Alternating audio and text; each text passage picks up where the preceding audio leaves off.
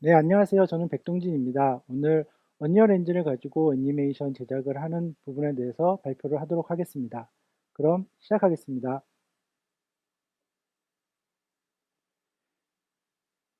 저는 2018년 언리얼 서밋에서 언리얼 엔진을 이용해서 애니메이션을 제작할 때 어떤 순서로 그리고 어떤 기술을 써서 진행할지에 대한 발표를 한 적이 있었습니다. 그 이후에 2년 정도가 흘렀고요. 그동안 언리얼 엔진에는 많은 기술들이 업그레이드 되었고, 그래서 기술적으로 또는 제작 공정순으로 많은 변화가 있게 되었습니다. 오늘은 언리얼 엔진으로 애니메이션을 제작할 때 가장 중요하게 생각해야 될 점과 변화된 기술, 그리고 새롭게 살펴볼 기술들에 대해서 한번 말해보도록 하겠습니다. 먼저 오늘 이야기할 목차입니다. 간단하게 제작 프로세스에 대해서 한번 살펴보고요. 그 후에 에셋 준비, 그러니까 모델링, 리깅, 매터리얼, 매핑 이쪽 부분, 그리고 애니메이션, 렌더링, 그리고 마지막으로 프로그래밍에 대해서 한번 생각해 보도록 하겠습니다. 그럼 제작 프로세스부터 간단하게 살펴보겠습니다. 지금 보시는 이미지는 2017년 에픽에서 만든 포트나이트 제작 백서에 있는 프로세스 이미지입니다. 아마 이 제작 백서는 언리얼 엔진으로 애니메이션을 만들려고 하는 분들에게는 상당히 도움이 많이 되기 때문에 꼭 한번 살펴보는 걸 추천드립니다. 그런데 이제 이 이미지의 프로세스가 한눈에 보기 좀 복잡해 보이죠. 그러니까 왜 그러냐면 언리얼 엔진에서로 애니메이션 제작을 하는 방법이 리니어하게 가지 않거든요. 그러니까 단계가 끝나고 다음 단계 넘어가고 다음 단계 넘어가고 이런 식이 아니라 약간 런리니어하게 좀 왔다 갔다 하는 경향이 좀 있어요. 어떻게 보면 그게 되게 장점인데 그래서 지금 제작 프로세스가 조금 복잡해 보이는 경향이 좀 있습니다. 그래서 제가 그냥 리니어하게 각 단계별로 쭉 가는 형식으로 한번 간단하게 만들어 봤습니다. 그래서 보시는 것처럼 애니메이션 제작하시는 분들에게는 좀 익숙한 단계로 나눠 봤는데 모델링하고 리깅하고 맵핑하고 매터리얼 설정하고 이런 식으로 진행되는 방법인데 중간에 모션 캡처가 들어가 있긴 한데 이거는 모션 캡처를 하던 아니면 그냥 키프레임 애니메이션을 하던 별 상관은 없습니다. 모션 캡처를 안 하시면 중간에 있는 모션 캡처 단계는 뛰어넘어도 되죠. 그리고 마지막으로 합성 단계는 이게 꼭 필요한 단계는 아닌데 요즘에는 이제 시퀀서에서 EXR로 렌더 패스가 출력이 되니까 꼭 필요하신 분은 이 단계도 진행할 수 있습니다. 그래서 간단하게 다시 보면 노란색 파트 부분이 마야에서 진행하는 부분이죠. 그러니까 모델링, 리깅, 맵핑. 그렇게 이제 어셋 부분을 정리를 하게 되면 그거를 FBX로 언리얼로 넘어가서 지금 파란색 부분이 이제 언리얼에서 진행하는 부분이죠.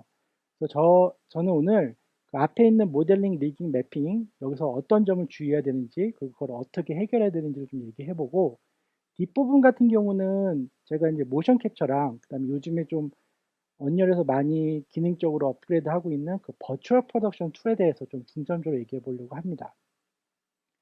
먼저 이제 어셋 부분부터 첫 번째가 어쨌든 어셋을 모델이든 또는 매핑이든 그걸 준비를 해야 되겠죠. 근데 이제 여기서 이제 두 가지 상황이 이제 발생이 됩니다. 애니메이션 스튜디오에서는요. 첫 번째는 새로운 IP를 이용해서 애니메이션을 제작하는 경우이고요. 두 번째는 기존 IP를 이용해서 애니메이션을 제작할 경우입니다. 첫 번째 같은 경우는 오히려 이게 쉬워요. 요즘에는 언리얼 엔진에서 에셋을 넘기는 부분이나 리깅에 대한 튜토리얼 영상이 많기 때문에 자료를 찾기가 쉽거든요. 그래서 이게 어떤 기술적으로 되게 특별하거나 어려운 거는 별로 없습니다. 그냥 찾아서 게임 만들듯이 그렇게 작업을 하면 되는데 문제는 좀 두 번째 경우, 그러니까 기존 IP를 이용해서 애니메이션을 제작하는 경우에는 이게 문제라기보다는 제가 이제 애니메이션 회사에 가서 이야기를 할 때에도 기존의 IP를 가지고 뭔가를 만들어 보려고 하는 회사가 많아요. 특히나 이제 유튜브 콘텐츠라던가 이런 걸 하는 경우가 많은데 이때 이분들이 어떤 생각을 대부분 하게 되냐면 기존에 있는 모델이나 또는 뭐 매핑 또는 뭐 그런 리깅되어 있는 그런 에셋들을 그대로 사용할 수 있을 거라고 생각을 하게 되는데 이제 그렇지가 않다라는 게 약간 허들입니다. 처음 부딪히는 좀 허들이 있어요. 그래서 그 부분에 대해서 좀 정리할 부분이 있다라는 걸 좀 알아두셔야 될 것 같아요. 그래서 그런 부분에 대해서 간단하게 모델링, 리깅, 머터리얼의 세 가지 단계를 좀 나눠서 얘기를 해보도록 하겠습니다.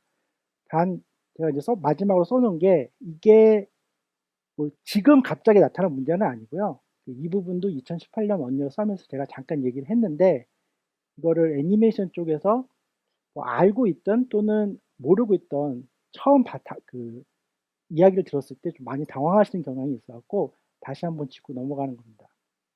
첫 번째 이제 모델링이죠. 우선 서브 디비전 서페이스가 적용이 안 됩니다. 그러니까 이게 게임 쪽 모델링을 하시는 분들은 당연히 아는 사실인데 애니메이션 쪽에서는 기본적으로 렌더링 단계에서 서브 디비전 서페이스가 적용이 돼서 렌더링이 되잖아요.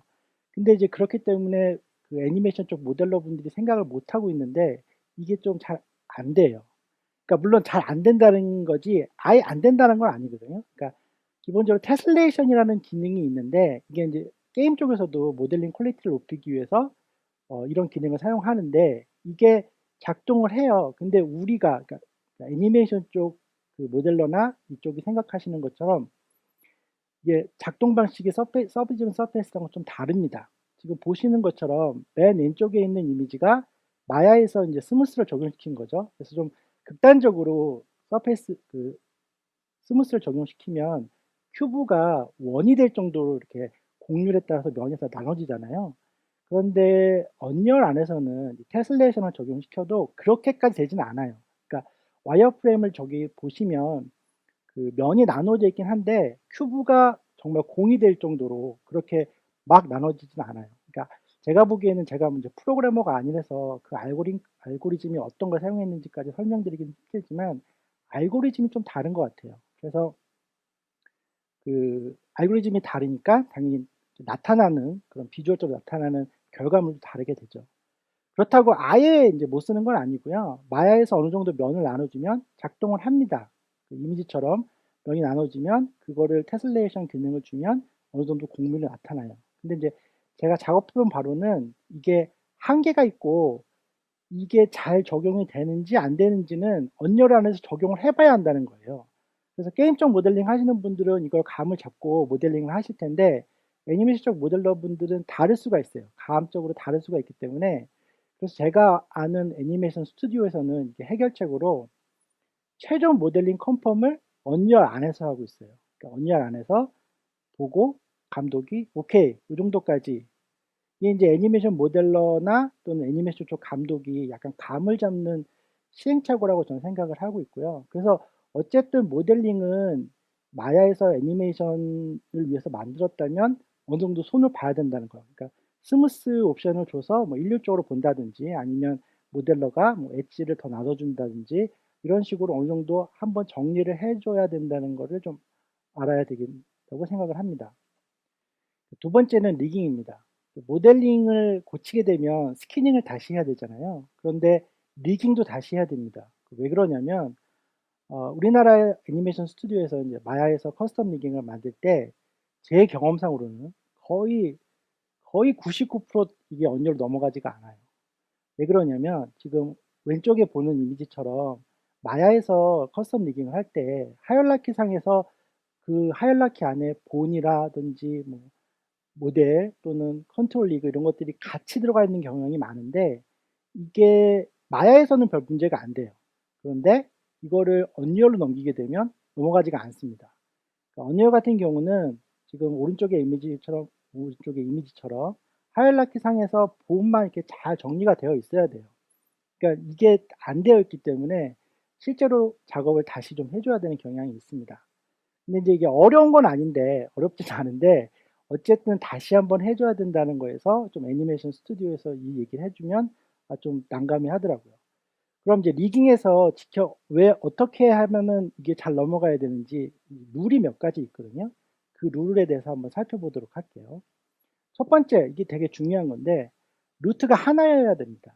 그러니까 지금 오른쪽에 이미지가 이제 언리얼의 기본 캐릭터 하이라키인데 그 안에 이제 예쁘게 본이 정리가 되어 있는데 아까 봤듯이 마야에서는 그런 룰은 없거든요. 그러니까 솔직히 루트가 여러 개인 경우도 있고 컨트롤 리그가 같이 들어가 있는 경우가 있는데 그거는 절대 안 돼서 첫 번째가 어쨌든 루트가 하나여야 된다는 그걸 이제 마야에서는 어디서 볼 수 있냐면 휴먼 IK로 만들면은 그렇게 정리가 됩니다. 본과 컨트롤 리그가 루트가 달라져요. 그래서 휴먼 IK라던가 또는 맥스의 바이패드 같은 경우는 되게 잘 넘어와요. 그런 식으로 정리를 좀 해줘야 되고요. 루트가 하나여야 된다는 룰만 지켜지면 어떤 방법으로 리깅을 하더라도 큰 문제가 없습니다. 지금 보시는 것처럼 저거는 마야의 휴먼 IQ로 그 작업을 한 거거든요. 그래서 휴먼 IQ 같은 경우는 본이랑 컨트롤 리그가 분리가 되어 있어요. 이게 되게 가장 좋은 방법 중에 하나입니다. 그걸 두 개를 분리하게 되면 웬만해서는 큰 문제가 생기는 것 같지는 않더라고요. 그리고 이제 본 루트가 하나여야 되고 그 하이라키 보면 본만 들어오잖아요. 근데 그게 무슨 얘기냐면 애니메이션 데이터가 본에 적용이 돼야 된다는 거예요. 그러니까 뭐 어떤 방식으로 하던 그 컨트롤 리그가 움직인 어떤 데이터들이 본에 저장이 돼야 돼요. 그러니까 베이킹을 하던 또는 그거를 그 어떤 스크립트를 이용해서 적용을 하던 본이 움직여야 그게 언리얼로 들어왔을 때 움직일 수 있다는 겁니다. 그냥 컨트롤 리그만 움직인다든지 그러면은 데이터가 들어오질 않아요. 그러니까 그거 방법에 대해서 그러니까 어떤 컨트롤 리그가 움직였을 때 그 본에다가 데이터를 적용시켜 준다든지 하는 그런 방식에 대해서 좀 고민을 좀 해야 돼요. 그 리거들이. 그게 조금 시간이 좀 걸릴 것 같습니다. 그래서 그 요게 보이는 게 언리얼 엔진 예제 캐릭터 하나를 그냥 아무거나 불러온 건데 이게 좀 복잡해 보는 이유가 지금 그거예요. 그러니까 리깅, 뭐 컨트롤 리그를 사용해서 어떤 애니메이션을 하던 그 모든 데이터는 어쨌든 본에 저장이 돼야 되니까 뭐 저기 실린더라던가 목의 움직임 이런 것들이 다 본에 저장이 되고 그걸 통해서 애니메이션이 좀 된다는 겁니다. 그래서 요즘에는 이 유튜브에 마야나 블렌더 이런 데에서 이제 리깅된 캐릭터를 언리얼로 넘기는 튜토리얼이 굉장히 많기 때문에 한번 살펴보시면 기존의 리거분이라면은 요렇게 하는 거구나라고 좀 아실 수가 있을 겁니다. 그런 부분을 좀 조심하시면 리깅 쪽은 큰 문제는 없으실 것 같고요. 이게 마지막 이제 허들인데 머터리얼. 이게 아주 귀찮은 문제인데 예상하시다시피 머터리얼의 파라미터들이 넘어오지 않습니다. 다행히 머터리얼은 같은 이름으로는 넘어와요. 그리고 당연히 오브젝트에 저장이 되어 있습니다. 그래서 그 저장되어 있는 머터리얼을 꺼내 보면 지금 이제 왼쪽에 있는 거는 마야의 머터리얼이잖아요.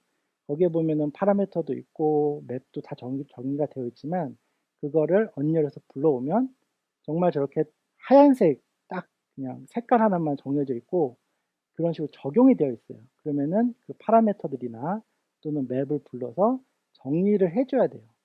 이게 솔직히 귀찮진 않은데 조금 오래 걸립니다. 그래도 이제 렌더링 과정이 없으니까 바로바로 매터리얼을 적용하거나 파라미터를 적용하면 바로바로 보이니까 괜찮은 이렇게 많이 복잡한 과정은 아니니까 이제 그 작업을 하실 수 있을 것 같고요. 그런데 이제 이거는 마야 이야기고요. 혹시라도 만약에 맥스와 V레이를 기반으로 애니메이션을 하게 되면 머터리얼 문제는 없습니다. 그러니까 언리얼에 데이터 스미스 플러그인이 있습니다. 이 데이터 스미스를 이용하면 모델이랑 V레이 매터리얼은 그대로 넘어옵니다. 지금 보시는 것처럼 왼쪽에 있는 이미지가 이제 V레이 매터리얼이고 그거를 데이터 스미스로 그대로 가져오면 정말로 맵도 자기가 알아서 인풋하고 그다음에 파라미터들도 자동으로 꾸며줍니다. 근데 솔직히 좀 파라미터 구종이 그 노드 구성이 좀 복잡한 경향은 있긴 한데 그래도 뭐 제가 다음 그 임포트 이후에 손을 안 대니까 되게 편리하죠. 그래서 저도 이 플러그인이 마야를 좀 빨리 지원해 줬으면 좋겠는데 아직 마야는 지원이 안 돼요. 그게 좀 아쉬운 부분이긴 한데 그럼 이제 마야는 그럼 계속 수동으로 해야 되느냐?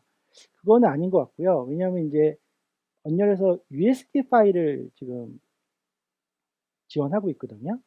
그래서 USD 포맷에 대해서 아시는 분이 있을 것 같은데 지금 언리얼에서는 4.23부터 USD 포맷을 지원하고 있어요. 그리고 이게 지금 UDIM 텍스처랑 그다음에 머터리얼까지 지원한다고 지금 나와 있거든요.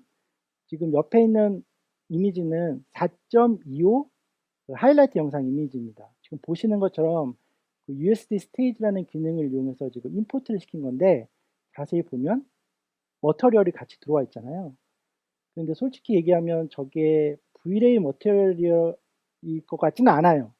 아마 렌더맨이나 아니면 기본 매터리얼일 것 같은데 그래도 이 부분이 좀 더 확장이 되고 지금 제가 듣기로는 4.26에서 USD가 엄청 그 기능이 업그레이드 될 거라고 하거든요. 그래서 아마 그게 좀 잘 되면 마야에서도 머터리얼 부분이 좀 쉽게 해결이 될 수 있을 거라는 생각이 좀 듭니다. 자, 그래서 모델링, 리깅, 매핑, 그 다음에 그 언리얼 들어서 머터리얼 설정하는 부분은 이런 식의 어떤 좀 주의할 점들만 하게 되면 솔직히 좀 귀찮긴 하지만 이렇게 뭐 못할 거는 아닙니다. 그래서 그런 부분을 좀 해줘야 되고 그 이후에 이제 애니메이션. 애니메이션은 솔직히 크게 달라진 부분이 없습니다. 그러니까 애니메이터들은 그냥 그대로 마야에서 애니메이션 키프레임으로 작업하고 그거 그냥 FBX로 언니로 넘기면 되는 거거든요. 그리고 뭐 만약에 페이셜 같은 경우는 요즘에 블렌더, 그러니까 블렌딩 그 옵션 같은 경우는 그대로 넘어오니까 큰 문제는 없고요.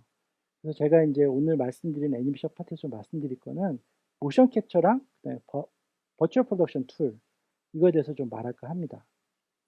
그 모션 캡처는 다들 아실 거라고 생각을 해요. 사람의 연기를 디지털로 받아서 적용하는 건데 되게 오래된 기술이죠. 저도 이제 99년에 처음 접한 기술이었고요. 그런데 이제 언제부턴가 이 모션 캡처에 여러 가지 기술이 붙으면서 단지 모션을 받는 것 외에도 그다음에 뭐 여러 가지 작업이 가능해졌어요. 그러니까 뭐 캐릭터를 보면서 옛날에는 제가 초반에 진짜 했을 때는 뼈밖에 안 보였거든요. 근데 이제 그런 캐릭터 모델을 보면서 하는 거는 뭐 너무 흔하고요. 그다음에 퍼포먼스 캡처, 그다음에 카메라 캡처도 받는다던가. 그런데 이제 이게 게임 엔진, 특히나 이제 언리얼이랑 붙으면서 이 최종 퀄리티의 영상을 실시간으로 볼 수 있다라는 그런 언리얼의 특징이 붙으면서 제가 보기엔 엄청 효율성 있는 작업이 됐어요. 그래서 이제 제가 생각하기에는 어떤 작업까지 가능하게 됐냐면 스토리보드, 애니메틱, 레이아웃, 카메라 액션, 그리고 애니메이션에 대한 어떤 가이드까지 이거를 모캡과 언리얼을 이용해서 한꺼번에 그냥 작업을 할 수 있을 정도까지 됐습니다.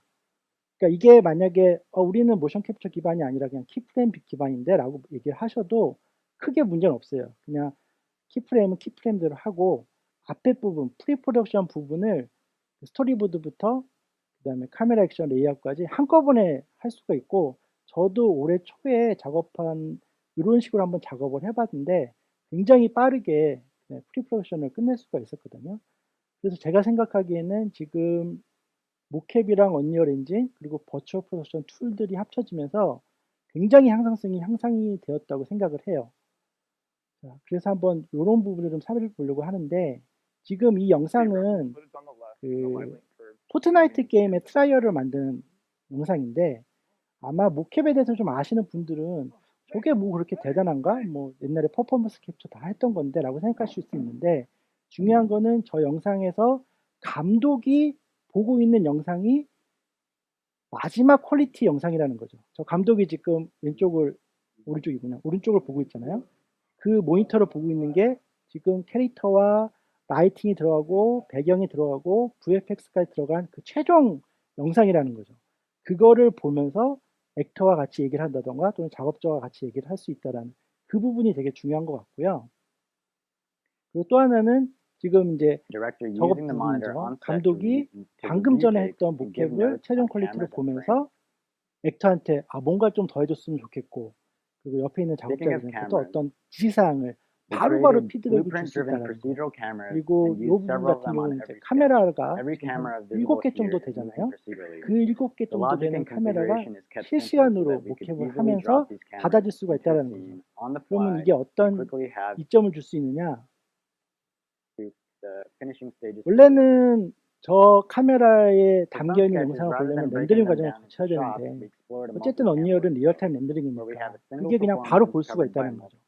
그래서 뭐 지금은 화면에 8개 영상이 나오잖아요. 그 8개의 카메라에 들어온 영상을 보면서 감독이 즉각적으로 뭐 편집점을 조금 더 찾는다든지 또는 더 좋은 앵글을 바꾼다든지 또는 그 앵글에 맞게 액팅을 조금 더 바꾼다든지 하는 것들을 그대로 리얼타임으로 만들어줄 수가 있다는 거예요. 그러니까 애니메이션 제작 단계가 영화 촬영하는 것처럼 약간 바뀔 수가 있는 거를 지금 볼 수가 있습니다. 요거 같은 경우는 웰컴 투 마인이라고 이거 아마 지금 넷플릭스에 볼 수가 있는데 그 넷플릭스 그 애니메이션 플러스 실사 영화인데 중간에 이제 애니메이션 들어가는 부분이에요. 그 부분에 대해서 모션 캡처를 하는 그 장면을 볼 수가 있는데 지금 보시는 것처럼 감독이 모션 캡처하는 실사 배우와 그다음에 그 모션 캡처가 적용된 캐릭터 두 개 영상을 같이 보면서 아, 좀 더 어떤 액션을 하고 했으면 좋겠다. 또는 카메라 감독은 어떻게 더 했으면 좋겠다라는 거를 같이 볼 수가 있는 거죠. 그러니까 애니메이션이 다 끝나고 렌더링이 다 끝나고 또는 애니메이션이 끝난 다음에 프리뷰로 봐야 어떤 피드백을 줄 수 있는 게 아니라 그 영화를 촬영을 하는 것처럼 바로바로 피드백을 줄 수 있다라는 거. 저는 이게 되게 굉장히 그 효율성의 향상을 가져올 수 있다고 저는 계속 생각을 하고 있거든요. 그러니까 이런 기술을 지금 뭐 대규모 영화 작업에서만 쓸 수 있는 게 아닙니다. 그 버추얼 카메라 같은 경우에는 그 VR 헤드셋, 그러니까 뭐 오큘러스 리프트라던가 그런 VR 헤드셋의 그 컨트롤러 가지고 요즘 되게 간단하게 구현이 가능하거든요. 그래서 이 영상도 한번 나중에 살펴보시면 재미있는데, 그러니까 1인 애니메이터가 만든 영상이에요. 그래서 모션 캡처랑 지금 보시는 것처럼 VR 헤드셋의 컨트롤러 가지고 버추얼 카메라를 이제 만드는 과정인데, 지금 보시면 그냥 이렇게 영상에 제가 가져오진 않았지만 영상을 보시면 이렇게 컨트롤러를 이렇게 연결을 해서 그냥 간단하게 이제 움직이면서 그 핸드헬드 그 느낌의 어떤 카메라 웍을 아주 간단하게 구현해서 모션 캡처가 어쨌든 리얼하잖아요. 그러니까 현실 속의 카메라 웍을 그대로 구현할 수 있게 되게 빠르게 구현할 수 있다는 그런 거를 보여주는 영상입니다. 그래서 최근에는 그 에픽의 리모트 앱이 그다음에 그 리모트 앱이 iOS 기반의 디바이스에서 이제 구현이 되고 있거든요. 그래서 이 영상은 제가 이제 2월 초에 그 제주에서 한번 작업해 본 영상인데 지금 보시는 것처럼 저기 아이패드 프로예요. 아이패드 프로와 그 엑스센스라는 모션 캡처를 연동을 해서 연동한 것처럼 보이게 지금 작업을 해본 건데 그 아시는 분은 아시겠지만 저 엑스센스가 이렇게 공간을 만들어내지 못해요. 원래 소프트웨어가. 그래서 카메라를 붙이거나 그러기가 힘든데 그 iOS에서 지금 구동이 되는 그 리모트 앱이 AR 키트를 기반으로 하고 있거든요.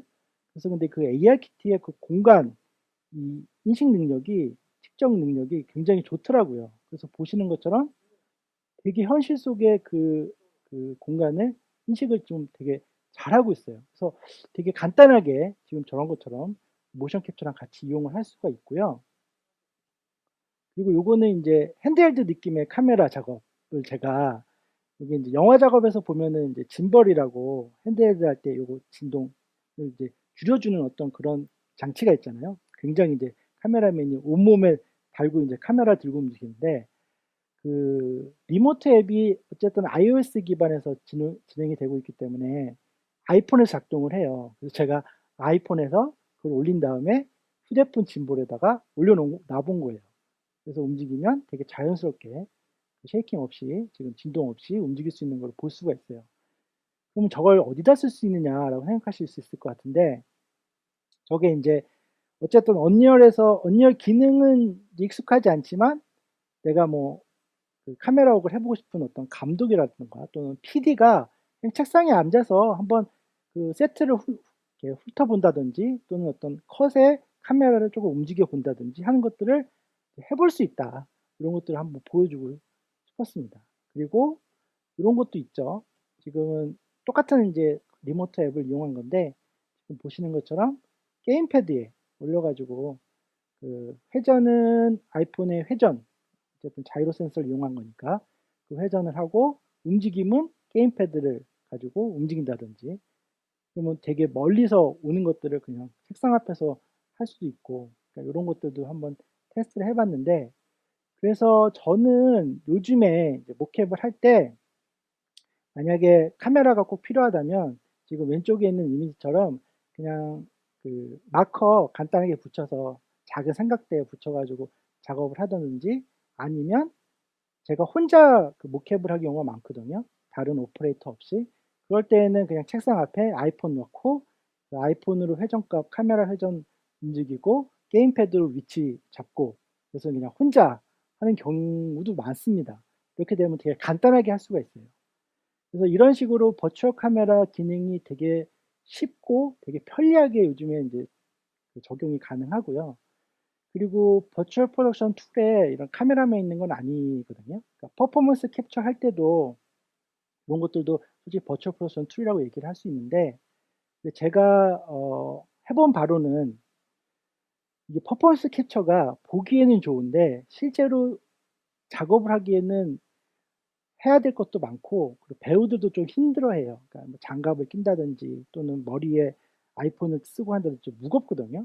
좀 힘들기 때문에 지금 이제 보시는 거는 어떤 내용이냐면, 모션 캡처는 우선 기본적으로 다 하고 그 모션 캡처 된 거를 언열에서 프리뷰를 하면서 손가락을 따로 받는 거예요. 라이브 링크라는 기능이 들어오면서 이렇게 나중에 그 어떤 다른 그 프로그램이나 다른 툴들을 연동하는 게 되게 쉬워졌는데, 그 라이브 링크를 이용해서 손가락만 따로 받는 그런 내용을 지금 보여주는 영상인데, 저도 저거를 한번 해본 적이 있어요.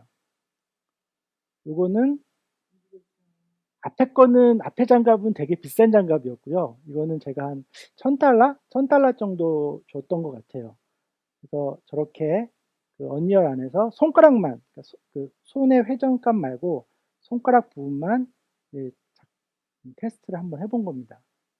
그래서 저런 식으로 손가락 부분을 작업을 할 수가 있죠. 그래서 실제로 해보면 모션 캡처를 받으면서 액터가 손까지 저렇게 장갑 잘 인식될 수 있게 하는 것보다 오히려 모션 캡처 받아놓고 그냥 손만 다시 받는 게 훨씬 작업의 효율성은 더 좋다는 게 저의 경험이에요. 경험상으로는 그렇게 느껴집니다. 그리고 이제 페이셜 캡처, 이것도 되게 중요하죠. 아까 말씀드렸듯이 액터가 연기를 할 때 아이폰을 보통 헬멧에다가 아이폰을 쓰고 되는데 이게 많이 흔들릴 때도 있고, 그리고 아이폰 X나 이후의 거가 가능한데 이게 무거워요. 솔직히 좀 무거워서 오래 못 쓰거든요. 그렇기 때문에 이것도 목표를 받고 난 이후에 다시 받는 게 오히려 더 저는 좋다고 생각을 해요. 이것도 라이브 링크를 통해서 받을 수 있고, 얼마 전에 그 에픽에서 페이셜 앱을 새로 만들어냈어요. 이거 되게 괜찮거든요. 그래서 보통 이제 애니메이션 쪽에서 페이셜을 얼굴로 받으면 이게 실사 캐릭터만 적용이 되는 거 아니냐라고 하시는 분들이 있는데, 꼭 그렇지만은 않은 게, 지금 영상에서 보시면 지금 왼쪽에 있는 캐릭터는 당연히 이제 실사 캐릭터 같은 느낌의 52개의 그 블렌드 쉐입을 가지고 작동을 시킨 거고, 오른쪽 같은 경우는 그 사람의 움직임을 오브젝트라던가 또는 되게 간단한 그 큐브 같은, 그러니까 그 눈썹 같은 거 움직이는 거, 그런 것들을, 물론 요거는 이제 그 블루프린트를 좀 조정을 해줘야 되는데 그걸 가지고 작업을 할 수도 있다라는 거예요. 그래서 이거 조금 R&D 했으면 되게 애니메틱한, 그러니까 애니메이션에 나왔던 그 2D 캐릭터들 같은 경우도 실제로 페이셜 앱으로 되게 구현이 가능할 거라고 저는 생각을 하고 있어요. 그래서 지금 이제 말씀드린 거를 잠깐 정리를 하면, 요거는 올 초에 이제 에픽 블로그에 올라온 그 글에 있는 이미지인데, 모팩, 우리나라 이제 모팩 스튜디오가 언리얼을 가지고 지금 애니메이션을 제작하고 있거든요. 거기에 들어가 있는 그 프로세스 그 이미지인데, 자세히 보시면 이것도 되게 뭔가 많잖아요. 과정이 많죠. 그러니까 뭐 액터가 있고 그 액터가 퍼포먼스 캡처를 하고 그게 뭐 리타게팅을 하고 그다음에 촬영 감독이 외부 컨트롤 가지고 있고 뭐 되게 많다고 생각이 되는데, 실제로는 저게 지금 노란색 박스로 쳐져 있는 부분이 모캡을 하면서 한꺼번에 일어나는 일이에요. 그러니까 저게 뭐 단계별로 다 거쳐가는 단계가 아니라, 모캡을 할 때 액터가 움직이고, 지금 보시는 것처럼 카메라 감독이 카메라를 움직이고, 그 다음에 스텝이 옆에서 어떤 소품 애니메이션 같이 해주고, 그리고 당연히 저게 시퀀서를 통해서 같이 들어가겠죠. 그러면 그 시퀀서에서 편집까지 만약에 해주는 그 스텝이 있다면 마스터 시퀀스 편집까지도 어느 정도 한꺼번에 이루어질 수가 있어요. 저거 실제로 보면 엄청 효율적입니다. 제가 보통 하루에 그냥 이제 모캡만 받는다고 하면 하루에 한 2명 액터 데리고 한 6분에서 8분 정도 봤거든요. 근데 만약에 카메라를 조금 움직이고 실제로 카메라 그것도 만지고 그러면은 한 3, 4분 정도 하는 거를 생각하면 제가 보기에는 스텝이 좀 많고 그다음에 액터도 조금 더 들어가면은 더 많은 분량을 작업할 수 있을 거예요. 솔직히 애니메이션 회사에서 제일 작업 기간이 길고 그다음에 투입되는 인원도 많은 부분이 애니메이션 파트인데 제가 보기에는 모션 캡처랑 그다음에 제가 지금까지 말씀드렸던 어떤 버추얼 프로덕션 툴들을 이용하면 작업 효율이 굉장히 빨라질 거라고 생각이 들어요. 단지 이제 여기서는 우리 애니메이션이 모캡이 어울릴지 또는 키프레임이 어울릴지 이거를 이제 선택하는 부분이 좀 있긴 한데 키프레임 애니메이션을 하더라도 아까 제가 말씀드렸듯이 처음에 프리프로덕션 단계에서 모캡이나 게임 언리얼 엔진을 이용하게 되면 지금까지 작업한 것보다 제가 보기에는 두세 배 이상의 효율성을 보일 수 있을 거라고 생각이 듭니다. 한번 애니메이션 쪽 하시는 분들은 이 부분에 대해서 좀 리서치를 해보는 게 저는 되게 좋다고 생각이 듭니다. 그리고 이제 렌더링 단계인데 제가 조금 도발적으로 프리 렌더링과의 비교는 끝이라는 제목을 써놨는데 이게 퀄리티에 대한 얘기는 아닙니다. 그러니까 이제 언리얼 엔진의 퀄리티가 프리 렌더링보다 더 좋아 이건 아니고요. 제가 옛날부터 언리얼에 대해서 계속 얘기를 하면 렌더링 쪽에서는 어떤 반응이 있냐면 이거는 돼요? 저거는 돼요? GI는 돼요? 잘 나와요? 합성은 돼요? 이런 식으로 뭔가 계속 물어봐요. 되는지 안 되는지. 근데 제가 이제 이걸 써놓은 이유는 이제는 그렇게 뭔가 되는지 안 되는지를 물어보지는 않아도 된다. 그러니까 기본적인 요소는 다 갖춰졌다라는 거를 말씀드리고 싶은 거였어요. 대표적으로 그게 가능한 이유 중에 하나가 지금 리얼타임 레이트레이싱, RTX라고 그게 이제 하드웨어적인 경우도 있고 소프트웨어적인 경우도 있는데 그 RTX가 도입이 되면서 반사나 굴절 그리고 글로벌 일루미네이션 GI죠. 이게 어느 정도는 해결이 됐어요. 그러니까 옛날에는 반사를 하기 위해서 잘 하기 위해서 약간의 꼼수를 써야 되고 글로벌 일루미네이션은 이런 단계에서는 안 되고 막 이랬는데 그런 건 이제 없어졌다는 겁니다. 그리고 이제 지금 4.25 언리얼이 4.25인데 이 4.25에서는 지금 RTX가 Ready for Production이라고 써도 문제가 없는 그런 단계로 들어왔고요.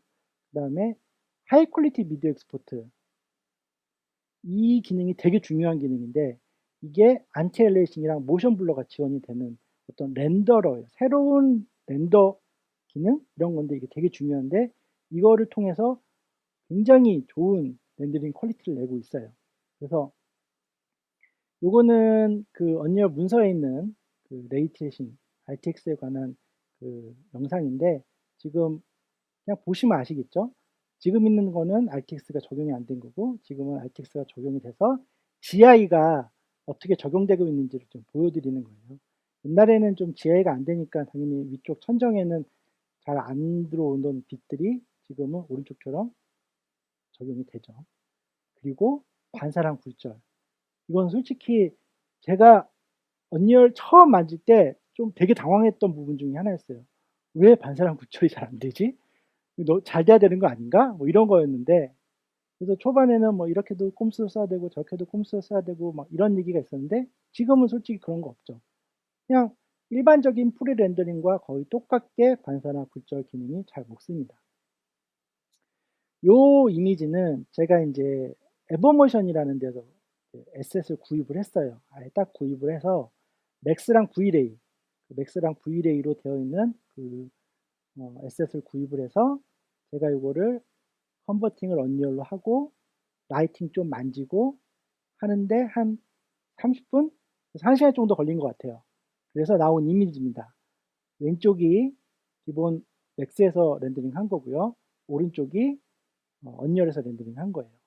솔직히 이게 큰 이미지로 보면 좀 차이가 보여요. 나무 그 장난감에 그림자가 잘 안 보인다든지 하는 그런 차이는 있는데 그렇다고 해서 이거 못 쓰겠다 이런 정도는 아니라고 저는 생각하거든요. 그래서 지금 옛날처럼 뭐 이것도 안 되고 저것도 안 되고 이런 게 아니라 솔직히 그냥 보면 거의 제가 보기에는 90% 이상 똑같은 어떤 퀄리티를 낼 수 있다고 저는 보고 있고요. 그리고 지금 이거는 와이어프레임이잖아요. 그래서 맥스의 V레이에서도 지금 라이트가 하나 가지고 창문에서 들어오는 그 빛을 가지고 작업을 하고 있고, 언리얼에서도 창문에 빛 하나 있고요. 그 다음에 이제 약간의 보강을 위해서 천장에 라이트 하나 놨어요. 딱 두 개의 라이트를 가지고 아까 그 이미지를 만들어낸 거거든요. 그래서 저는 제 개인적인 생각은 TV 애니메이션, 그러니까 극장용 애니메이션은 솔직히 엄청나게 퀄리티가 높으니까 그걸까지 제가 똑같다라고 말씀을 드릴 거는 좀 그렇고, TV 애니메이션 부분 같은 경우는 충분히 커버가 가능하다는 게 제 생각이고, 요 이미지를 보여줬을 때 몇 번한테 보여줬을 때는 같은 의견을 얻었어요. 그런데 제가 이제 이런 샘플들을 몇 개 보여주면 아까처럼 TV 애니메이션 정도는 가능하겠다라고 하시는 분들도 있고 이런 의견을 주시는 분들도 있어요. 그러니까 뭐 뭔가 애매하다, 또는 기존 렌더링 이미지랑 좀 다른 것 같다. 왜냐하면 새로 만드는 게 아니라 기존에 있는 IP가 있고 그게 렌더링이 돼 있고 그걸로 어떤 결과물을 낸 상태라면 좀 다른 것 같다라고 생각하시는 분들이 약간 있더라고요. 근데 그게 당연한 게 이게 렌더러가 달라진 거잖아요. 그러니까 아무리 같은 매핑을 쓰고 같은 파라미터를 줘도 렌더러가 달라진 거기 때문에 이게 완전히 100% 똑같을 수는 없어요. 그런 부분을 좀 생각을 하셔야 될 것 같아요. 예, 그런 부분을 좀 생각하셔야 될 것 같고, 그래서 요즘에 저는 솔직히 말씀드리면 저렇게 이거 우리 거 아닌 것 같아, 우리 애니메이션이 아닌 것 같다는 얘기까지 저는 들었는데, 그렇게 얘기를 하시면 안 쓰는 게 맞는 것 같습니다 라고 그냥 얘기를 드리는데, 어, 좀 그런 부분을 감안을 하셔야 될 것 같아요. 그래서 제가 2018년도에 저기 언리얼 서밋에서 발표를 했을 때 저게 이제 106장짜리 슬라이드였는데 그 중에 거의 20장 정도가 라이팅에 대한 얘기였어요.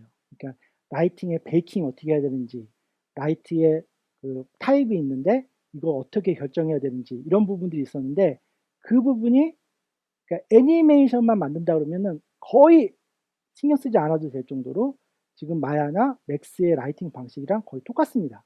똑같다고 생각하셔도 되고 거의 같게 결과물이 나와요. 예. 그래서 굉장히 라이팅 쪽이 많이 바뀌었고 그거에 따라서 렌더링 퀄리티가 많이 올라갔다라는 거를 생각을 하시면 될 것 같고요.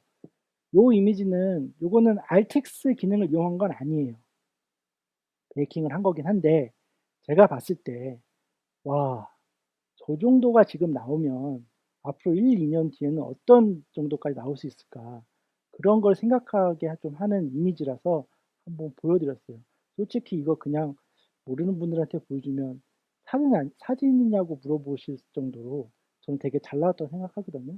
그러니까 이게 그냥 어떤 한 사람이 되게 특출나게 뭔가를 잘해서 그런 게 아니라 제가 보기에는 이 정도가 현재 언리얼에서 낼 수 있는 렌더링 퀄리티의 평균 정도라고 얘기하면 좀 과장일까요? 그 정도라고 저는 생각합니다. 그래서 그런 부분이 많이 해결이 됐다라는 것을 말씀을 드리고 싶고요. 그러면 이제 렌더링이 필요 없냐? 그런 건 아니고요. 제가 아까 초반에 말씀드렸듯이 렌더러라는 기능이 있다고 했잖아요. 그러니까 당연히 리얼타임으로 뷰포트가 돌아가지만 어쨌든 그 게임이 아니고 그 애니메이션 쪽이라면 그 이미지로 이제 뭔가를 뽑아내야 되잖아요. 그래서 그 렌더링 기능이 있는데 4.24 말고 4.25에 그 무비 렌더 대기열이라는 어떤 기능이 들어와 있어요. 이게 되게 중요한데 안티 알라이싱이 적용이 됩니다. 근데 이제 안티 알라이싱이 적용이 되면 시간이 너무 오래 걸리는 거 아니야라고 하는데 전혀 그렇진 않고요. 보통 뭐 만약에 리얼타임으로 초당 뭐 한 10프레임 정도 돌아가던 게 한 장당 1초 조금 걸린다, 뭐이 정도예요. 그러니까 솔직히 렌더링이라는 기능 그 단계가 있긴 하지만 거의 시간은 들리지 않나요. 하지만 기존의 4.24와는 완전히 다른 퀄리티의 그 이미지를 뽑아줍니다. 그래서 지금 보시는 것처럼 왼쪽에 있는 이미지가 4.24에서 렌더링한 이미지고 오른쪽에 있는 게 4.25예요. 자세히 보시면 그 반사 부분 같은 데서 안티알라싱이나 그 다음에 그 반사의 질감들 퀄리티가 엄청 올라간 걸 볼 수가 있어요. 요건 이제 제가 그냥 장난감 모델링 가지고 한 거기 때문에 야, 이거 퀄리티 별론데라고 하실 수 있지만 지금 그 렌더링 이미지, 마지막에 나오는 렌더링 이미지만 기준으로 보면 4.24와 4.25는 완전히 다릅니다. 그래서 지금 만약에 언리얼 이용해서 애니메이션을 내가 만들어 보고 싶어, 적용해 보고 싶어 라고 하시는 분들은 4.24 말고 4.25로 도입을 하셔야 되는 게 맞아요. 그래서 그거를 가지고 그 렌더링 하게 되면 훨씬 퀄리티가 좋고, 제가 들은 얘기로는 지금 이 렌더 기능은 더 업그레이드가 될 거라고 하거든요. 다음 버전에 또. 그러니까 아마 더 좋아질 거라고 생각이 듭니다. 그리고 이제 마지막으로 제가 프로그래밍에 대해서 조금 얘기를 하려고 해요. 제가 이제 왜냐면 애니메이션 회사에 가서 이런저런 얘기를 하게 되면 제일 먼저 나오는 얘기 중에 하나가 프로그래머가 꼭 필요하냐 라는 얘기를 좀 하시거든요. 예, 솔직히 말씀드리면 애니메이션만 만든다. 내가 언리얼 가지고 그 모델링 들어가서 애니메이션 키프레임 주고 그거 가지고 렌더링해서 할 거다. 그러면은 프로그래머가 필요하진 않아요. 프로그래밍이 들어가는 기능은 거의 없거든요. 그런데 만약에 프로그래밍이 없다면 제가 보기에는 언리얼 엔진의 기능의 반도 못 쓰는 것 같아요. 그러니까 어떻게 생각하면 프로그래머나 또는 TA 이쪽 분들이 언리얼 엔진이 할 수 있는 가능성을 확장하는 사람들이라고 생각하시면 될 것 같아요. 그러니까 마야에서 멜 스크립트 잘 짜는 TA가 있으면 생산성이 되게 좋아지잖아요. 그러니까 그걸 좀 생각하시면 나중을 위해서라도 TA나 또는 프로그래머는 꼭 필요하다고 생각을 해요. 요 영상은 제가 2017년인데 제주에서 지금 모캡이랑 버추얼 카메라 제가 아까 보여드렸던 거 그거를 한 2017년에 구현을 해본 건데 이거 프로그래머가 해준 거예요. 만약에 저 혼자 이걸 했으면 절대 안 됐을 겁니다. 근데 프로그래머가 한 저와 같이 한 2개월 정도 하면서 엑스센스 데이터 불러오고 트래커 불러오고 그 두 개를 정말 연동을 시켜서 한 공간 안에 좌표 만들어주고 이거 기능을 다 프로그래머가 해준 거거든요. 그러니까 저 혼자 있었으면 절대 할 수 없는 기능이죠. 그러니까 기능을 언리얼 엔진이 할 수 있는 거를 확장시켜줬다고 생각하시면 될 것 같아요. 그런 걸로 프로그래머나 또는 T의 그 기능을 좀 봐주시면 좋을 것 같고, 요거는 그 언리얼 그 블로그에 가시면 볼 수 있는데, 요것도 지금 레고잖아요. 보시면 모션 캡처할 때 사람이 팔을 앞뒤로도 움직이고 좌우로도 벌리는데 레고는 좌우로 못 불리잖아요. 앞뒤로만 움직이고. 그거를 프로그래머가 이제 블루프린트를 이용해서 제어해 준 거예요. 그러니까 만약에 저게 안 되면 어떻게 해야 될지 솔직히 잘 모르겠어요. 그러니까 그러면은 저런 방식의 어떤 애니메이션은 못 할 수도 있는 거죠. 그런 쪽으로 좀 생각을 좀 해보셨으면 좋을 것 같다는 생각을 제가 말씀을 좀 드리고요. 그래서 결론은 뭐냐면 제가 이제 2018년부터 여러 회사랑 작업을 좀 해보고 얘기를 하게 되면 두 부류로 나눠지시는 것 같아요. 그러니까 제가 이것도 되고 저것도 되고 이제 이런 것도 가능성이 있고 저렇게도 해볼 수 있다고 얘기를 하면 이렇게 고개를 끄덕이면서도 그런데 아직 안 될 것 같은데 이러시는 분이 있고 어떤 분은 스스로 이제 뭐 찾아봤어요. 근데 이것도 안 되고 저것도 안 되고 이런 것도 좀 불안한 것 같은데 그래도 이게 미래인 것 같으니까 해보자라는 분이 있어요, 실제로. 그런데 물론 아직은 안 되겠어라고 얘기하시는 분들이 훨씬 많습니다. 제가 보기엔 한 90대 10, 95대 95분이 계시면 한 5분 정도가 이제 해보겠다는 분인 것 같은데 정답은 없는 것 같습니다. 그 회사의 프로젝트의 성격에 따라서 달라질 수도 있는 거고 그 회사의 어떤 여력에 따라서 달라질 수 있다고 생각을 해요. 그래서 거기에 맞춰서 결정하면 되는 건데 제가 마지막으로 말씀드리고 싶은 건 뭐냐면 제가 2016년서부터 이 언리얼 엔진을 가지고 애니메이션을 했는데 그 2016년에 안 되던 게 되게 많았거든요. 그런데 그게 불과 3, 4년 만에 거의 다 해결이 됐어요. 제가 생각하기에는 올해 또 내년, 내후년에 갔을 때 할 수 있는 게 더 많아지지 더 적어질 거라고 생각하지는 않거든요. 그러니까 이제 애니메이션 현장에 계신 분 중에 어떤 새로운 작업 프로세스에 의한 생산성 향상이나 그다음에 뉴미디어에 올리는 작업물들, 뭐 인터랙티브가 들어간 애니메이션이라든가 이런 것들에 대해서 고민하고 계신 분들이 있다면 저는 지금 빨리 뛰어들라고 말씀을 드리고 싶어요. 그게 제가 4년 동안 했을 때 얻은 결론이고요. 아마 다른 분들에게도 훨씬 많은 가능성 또는 기회를 줄 수 있을 거라고 생각이 듭니다. 그래서 긴 시간 동안 들어주셔서 감사하고요. 그리고 이어서 바로 라이브 Q&A를 시작하도록 하겠습니다. 감사합니다.